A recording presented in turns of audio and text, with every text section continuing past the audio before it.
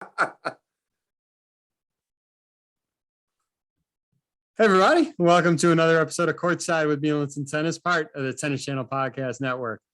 We have, I guess we got some clay court tennis, some things to discuss. As always, I have with me my co-host and Hall of Famer, Steve Flink. Steve, we were awaiting Novak's arrival.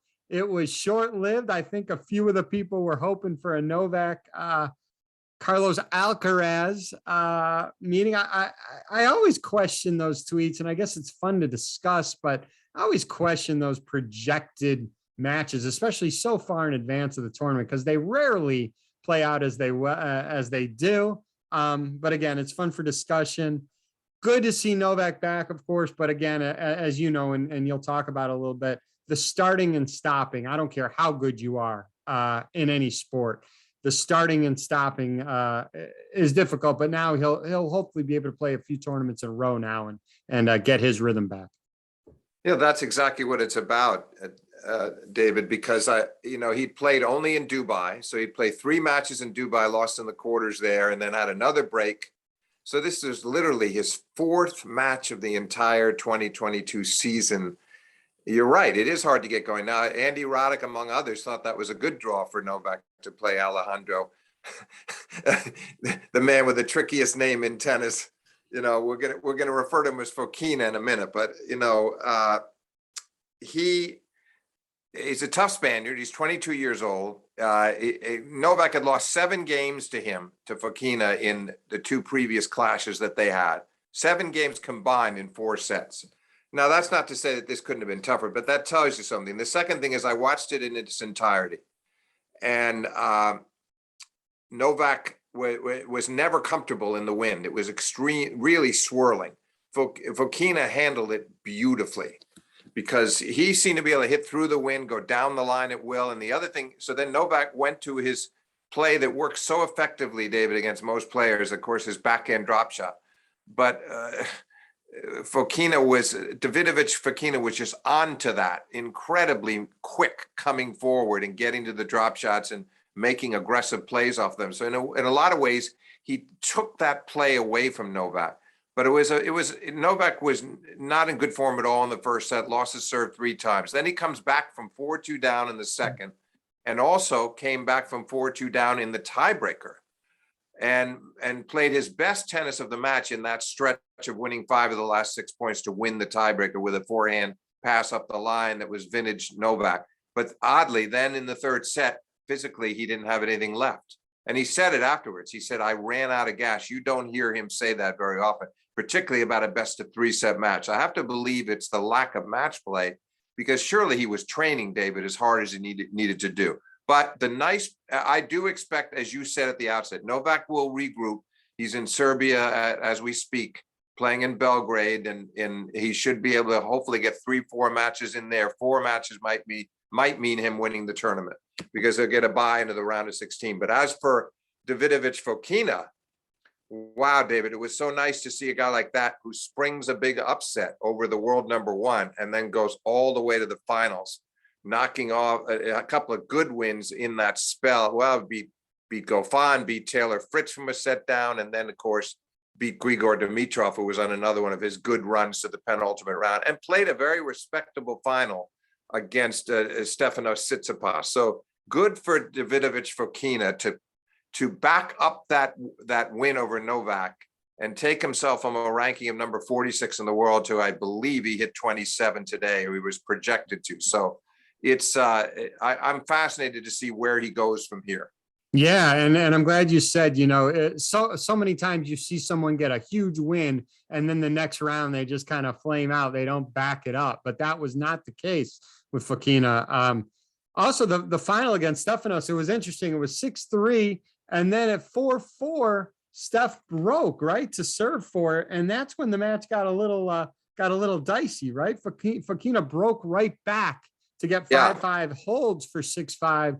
Steph holds, and then they get to a tiebreaker. Steph won that match, but at 4-4, it got a little interesting in that juncture of the match. Yeah, it did. Frankly, I do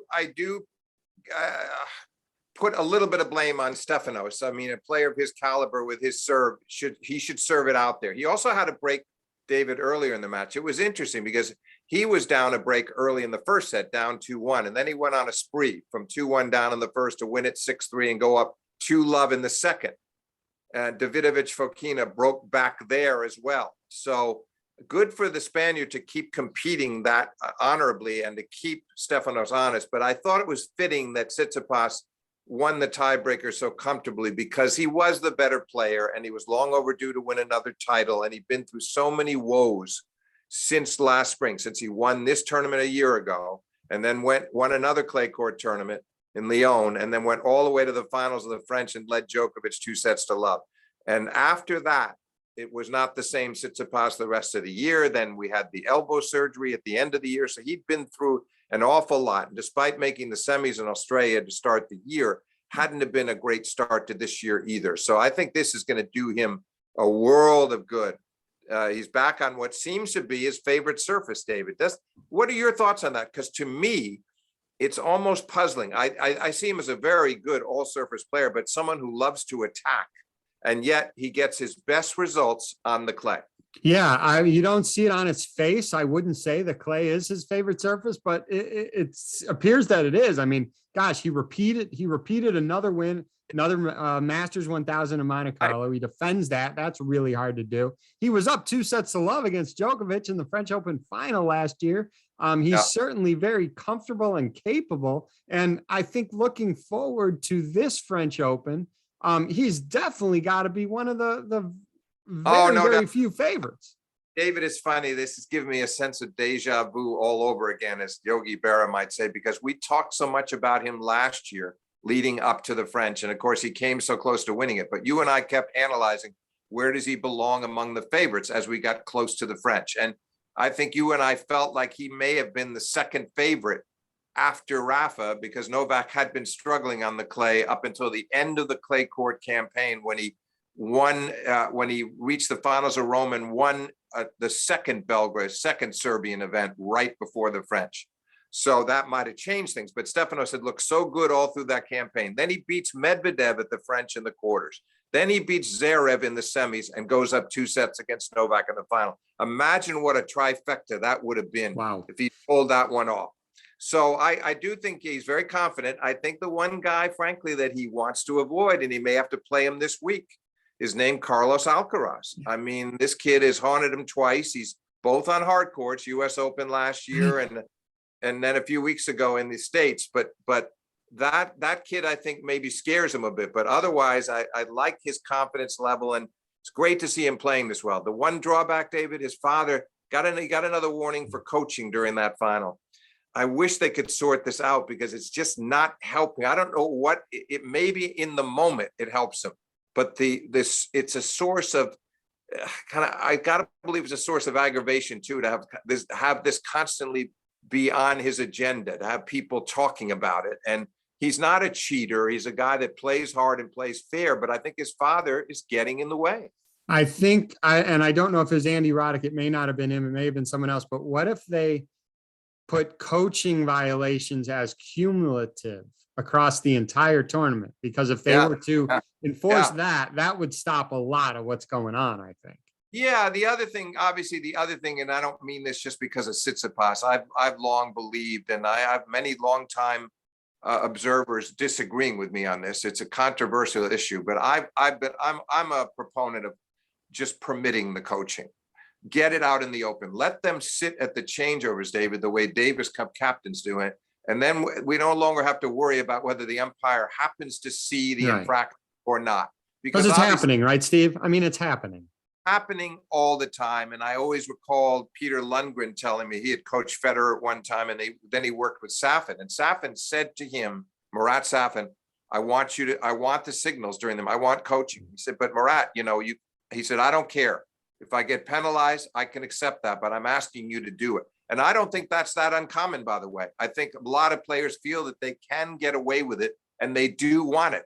And to me, why is it's a good thing for the game if you just put those guys down there in the chairs at the changeover and they can talk to their player at every changeover. Some people don't like it because they say, no, it's an individual sport. You solve your own problems. Okay, but we're in a modern day big business world of tennis. It's gotten more and more professional with the training, all the rest of it, the science, the statistics. So to me, to have give the players the benefit of that coaching at courtside in a legal fashion where nobody can question it, they still have to go back out. Right. You know, Stefanos' father gives him the best advice in the world before he goes out to serve for the match. He still has to close it out on his own. His father can't 100%. for him. So to me, I like the idea. But in the meantime, since we're not at that point yet, I think Tsitsipas has to be a little careful here. I don't like to see him subjected to criticism that he doesn't need. So if I were him, I would say, Dad, let's stop that now. Let's just talk before the matches. Let's work out a game plan, and then you tell me whatever you want after the match. But this is not how. I can't believe that he thinks it's helping him. Yeah. Yeah. Like you said, it may just be spur of the moment. I mean, it's so hard to watch, and you see something, you want to send the message out there. Right. Obviously it's not right to do right now, but who knows? Yeah. Hopefully it'll get corrected. I do want to go back to a name that you mentioned, Carlos Alcaraz. And as long as you can put up with me for a few more years, we're going to be talking about this match between Sebastian Korda and Carlos Alcaraz. We're going to be talking about this matchup for a while. We've already talked about it a couple times in previous outings with them. I think they played the next gen final last year. They did. Now, interesting thing, David, they did, and that was straight sets. Obviously, Different format. Got to win four games to win a set. No ad. It's a little tricky, and Alcaraz played the big points better. This time, that was, of course, in perfect conditions at the end of the year. Yeah. This was in swirling wind again that was quite reminiscent of the Djokovic match against Fokina. And what about Carlos against Rafa? I mean, Carlos' last two losses have been in horrendous conditions. Now, the Carlos Rafa conditions in Indian Wells were the worst by far. However, this was still severe winds. And interestingly, I thought Carlos handled it better the day he played Rafa than he did against Korda. But Korda, to his great credit, David, you got to remember that Carlos served for the first set twice, didn't close him out, lost that in a tiebreak. Then Carlos comes back and wins the second in a tiebreak. You think maybe he's got him now. He's 2-love in the third, and Korda wins 6 of the next 7 games. So, I mean, all credit. I thought he played beautifully. I thought it was high quality stuff, over 3 hours. Hopefully the first of many stirring battles between them. I don't think it was the top of the line Carlos Alcaraz coming off his big win in Miami. On the other hand, it was terrific from Korda, who then lost to Taylor Fritz. I was a bit surprised by that. No disrespect to Taylor Fritz, but again, you kind of hoped that Korda was going to take his big win the way Davidovich Fokina did and keep going. He wasn't able to do it. He lost a tight 2-set match to Fritz, but still step in the right direction for Korda to have a win of that nature over the hottest player in the sport in Carlos Alcaraz. So that was a fascinating match, and Alcaraz took it beautifully, David. His comments afterwards seemed to me typify the man in the sense that you learn from your losses. Sometimes it's good to lose. I didn't hear somebody rationalizing. I heard somebody was just realistic that you're going to take it on the chin occasionally against another young rival, and you just have to do your best to learn from it, accept the fact that sometimes the tight ones get away from you. He won so many close ones, came back in so many sets in Miami. This time, a couple of sets got away from him that he was capable of winning. So be it. I like that Korda and Alcaraz, they also respect each other as individuals too. So it's a friendly but fierce rivalry. It's going to be fun to see how it plays out over the span of their careers. Yeah, it will. And no doubt that, and on that day, in those difficult conditions, Korda was the better player. He deserved it. But I think Alcaraz, as this clay court circuit moves along, we're going to see a lot of wins out of him. And I expect him to be a serious contender at Roland Garros, and then along the way to post some good semis, finals, maybe even win a tournament along the way to Roland Garros. But he won't be discouraged by one tough loss to Sebastian Korda. No, and you know, the conversation has started to creep out there, and it's interesting. Maybe it's because he's, you know, from Spain where Rafa is, and that's his idol, and he hit with Rafa as a young kid. But you know, the question that's being raised right now, and I think it's a legitimate question because you've seen how much success Carlos has had on the hard court is everyone, I think, just assumed, oh my God, this guy is an unbelievable clay courter. They weren't initially talking about his success on the hard court. Now, in all fairness, he does not play like Rafa. I don't think anybody plays like Rafa, right? No one has that type of Rafa ball, Rafa the lefty. His ball on a hard court obviously goes through, especially backhand. He takes that backhand early down the line. I'll ask you, I'm intrigued to hear your thoughts. Is it just a foregone conclusion that Alcaraz is going to be better on clay than he is on hard court? I'm not so sure that's so true right now. No, I think it's a very good point. I don't think it's clear yet what his best surface is going to be. I think it's probably going to be his results will be comparable on hard courts and clay. I think his game translates well to either surface. The interesting part will be to see in the brief grass court season what he can do at Wimbledon. How well does he adjust to the grass? That might be the toughest adjustment of all. But I do think that the hard court, clay court debate, only time will tell. But I expect him to be similarly great on both surfaces. Yeah, I agree. I'm looking forward to seeing, again, him and Korda. They're going to, if they do what they both should be able to do, they could play, they could rival some of the great rivals out there as far as how many times they face off each other. Yeah, they could, no doubt. I hope that Korda is going to be of the same level long term in terms of that the meetings happen to occur in semis and finals of majors. That would be nice if Korda proved that. I don't think any of us doubt that Alcaraz will be in that territory, and that's not to say that Korda won't. I just think the challenge might be slightly greater for him, but he's capable of it. He's got a great temperament. And I was very impressed that he could play that well on the clay. I think of him as being maybe slightly better on hard courts. I would agree. Yeah, well said. There's a player that you've watched a long time, and he played his last match today.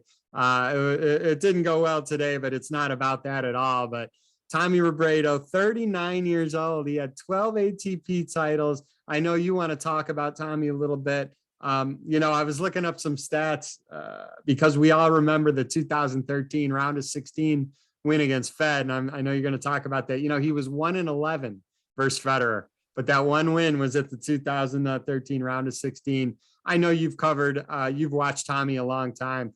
Interested to hear your thoughts as he retires now. Well, a couple of things, David. Let me start with that point about the Federer match. I was there that day. That was a very important match historically because Rafa and Roger, of course, They met in 3 straight Wimbledon finals and 3 straight French finals, 06 to 08. Amazing. Just back-to-back Wimbledon, French and Wimbledon finals all 3 years. They've met in the Australian finals in 09 and again in 17. And then, of course, Rafa beat Roger in 4 French finals, but they've never met at the U.S. Open. That's crazy. That's crazy. The closest they ever came. Well, I shouldn't say that because they came very close in 10 and 11 too, because Novak knocked Roger out in the semifinals both years of the U.S. Open, and Rafa was in the finals both times and saved match points. So that was the absolute closest they came, with Djokovic saving 2 match points in consecutive years against Federer in the semifinals of the U.S. Open. So we would have had a Nadal Federer final in each case. However, here's Robredo playing against Roger, as you say. I mean, it ends up 11-1. I think it was 10-0 at this stage for Roger. Nobody saw this coming. Nobody. And so Rafa is playing at the same time against Kohlschreiber in the stadium. I'm watching. So I watched, it was right around the same time. And I think he actually saw the results going up. But Roger loses the Robredo match, and naturally Rafa beats Kohlschreiber and goes on to win the tournament. But we looked like we were going to have a quarterfinal. Now, obviously, that would have been somewhat disappointing because we prefer to see these guys play later. But it was going to, at long last, it was going to be Nadal Federer at the Open. Tommy Robredo was responsible for it. But what I liked was here was this hardworking, earnest craftsman from Spain, well-liked, this long, distinguished career that you just mentioned, getting to number 5 in the world. And just that enduring, I don't want to say excellence, but enduring competence and professionalism that he exhibited. So I was happy for him that day, even though he spoiled that matchup. that he could beat Roger at the US Open. And that was indicative of him. He got to the quarterfinals of all the singles majors except Wimbledon, where he was in the 16s. Yeah. So, I mean, that's a very impressive record. He was not Correia. He was not Moya. Some of the Spaniards were better than him, but that's no knock on him. If you get to number 5 in the world and these guys happen to be better than that, so be it. And obviously Rafa, the greatest Spaniard of all in this modern period. But he had a really remarkable career, and he should be proud of it as he pushes on to the age of 40. Amen. Yeah, very well said. I think one of the craziest stats in sports, just not in tennis, in sport, is that Rafa and Roger have never met at the US Open in any round. And I don't know, there's a good chance that does not, that they will both be retired and that will not happen. Excellent chance. No, I mean, the 2010 and 11 were, they just couldn't have come any closer. I mean, Right. Both times, not only was Roger at match point, he was at double match point both times. So, it looked so likely that Roger was going to join Rafa in the finals those years, and it didn't happen. 2 spectacular Djokovic comebacks. But in 13, then as I say, it seemed even, I mean, you couldn't imagine that Tommy was going to beat Roger on a hard court at the US Open. And yet he did just that. Was it a top of the line Federer? No, but that takes nothing away from Robredo knocking him off on a show court at the US Open to reach the quarterfinals. Well, before we end, I know there were some pictures on social media. Rafa was back on the practice court today, so he's getting healthy, and we'll be seeing him beat up on some opponents in the clay rather soon. And then we also saw Mr. Federer on the court hitting a few balls. So we'll see. Time will tell. I'm still going with my prediction, Steve, and I hope I'm wrong, because I hope Roger can play forever. But I do think Roger's last professional match will be playing doubles with Rafa and Laver Cup. Again, I hope I'm wrong on that. I want Roger to play a long time. Yeah, David, I hope you're wrong too. I share your view, but he's a very interesting guy. And if he feels like he's got a push in him to come back and just play doubles in Laver Cup and then ease into competition in the fall and give it one more try next year, I wouldn't be shocked either, because his love of the game, it just runs so deep. So if he feels his body is allowing him to do it, he's going to turn 41. So, I can't see him pushing it beyond next year. But that scenario wouldn't shock me either. I think a lot will depend on how his body feels when he returns, supposedly in late summer. Yep. No, I agree with you, Steve. And I can't believe it. I mean, the French Open, we still got some tournaments to get through, but the French Open is around the corner. You can't tell it, at least in my home state. It's April, whatever date we're recording this, the 18th. There was snow on the ground this morning. So we're getting there slowly but surely. So guys, everybody enjoy the tennis. Good college tennis too, people. You college tennis fans, you got the conference tournaments coming up, and then you got the NCAA tournaments for them coming up too. So a lot of tennis to go around. Steve, thanks a lot. We're going to talk quite a bit before the French start. It's going to be fascinating to see, once that draw comes out, who's playing well, who's not playing well, who can make a run, and see if any of these young guys can really, really make a deep, deep run in the next slam. Absolutely. And let's hope Rafa's fully healthy. It's nice to see him back on the court. He's got to test himself a little bit more, but hopefully we're going to get to see him in Madrid and Rome. But I do have one prediction for you. Between now and the French, I think we're going to see a lot of different winners. Tsitsipas maybe grabs another title. Alcaraz perhaps gets on the board once. Djokovic will be determined to win, particularly this coming week in Serbia. I think we're going to see a lot of players stepping into the forefront and coming into Roland Garros brimming with confidence. I agree, and I can't wait to see it. Steve, as always, thanks again. This was a lot of fun. Thank you, David.